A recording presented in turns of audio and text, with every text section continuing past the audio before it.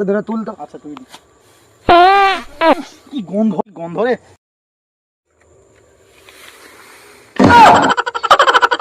এমন একজনকে লেসছি তার কিডন্যাপ করতেই সে তার নিজেই পড়ে যাবি। কি সব খেপা চুদানকে লেসছি।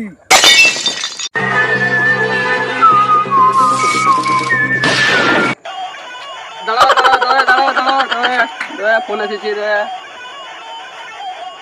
স্যার কে ফোন করলো দেখছি। হ্যালো স্যার এখানে একটা কিডন্যাপিং হয়েছে, তাড়াতাড়ি আসুন আপনারা। কোথায়? এই যে কিডন্যাপিং হয়েছে। আচ্ছা ওখানে যেতে হবে, চলুন স্যার। গাড়ি বার করো। হ্যাঁ বসুন বসুন স্যার, বসুন স্যার, বসুন স্যার। অভিজিৎ এখানে বসুন। হ্যাঁ ঠিক আছে, চলো চলো চলো চলো। গাড়ি উঠো।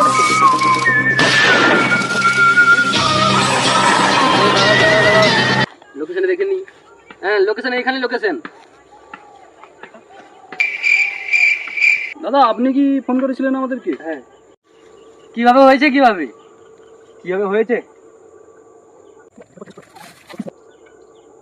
এইভাবে হয়েছে।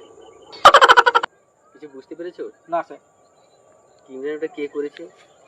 আমার মনে হয় স্যার ওর গার্লফ্রেন্ড ওকে কিডন্যাপ করেছে। গার্লফ্রেন্ড করেছে? হ্যাঁ স্যার। অভিজিৎ তোমার কি মনে হয়? স্যার আমারও মনে হয় না ওর গার্লফ্রেন্ডই ওকে কিডন্যাপ করেছে। এ ঠিক বলেছে স্যার।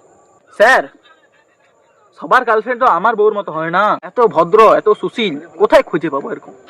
দয়া, তোমার বউ কত ভদ্র কত সুশীল তা আমি জানি। বলবো স্যারকে? অভিজিৎ এই কথা কেন বললে? কি হয়েছে কি বলো একবার। স্যার দয়ার বউ আগেও একটা বিয়ে ছিল, 3টে ছেলে মেয়ে আছে, তাই জন্য এত সহজে মালটাকে পেয়ে গেছে, না হলে কোনো বাড়ির মেয়ে ওকে দিত না। এই ব্যাপার। অভিজিৎ তুমি আমার স্ত্রীর ব্যাপারে এটা জানলে? আমি না তো 3 টাকার মাকে বিয়ে করেছি, স্যার যে 4 টাকার মাকে লাইন মারে এটা জানো না?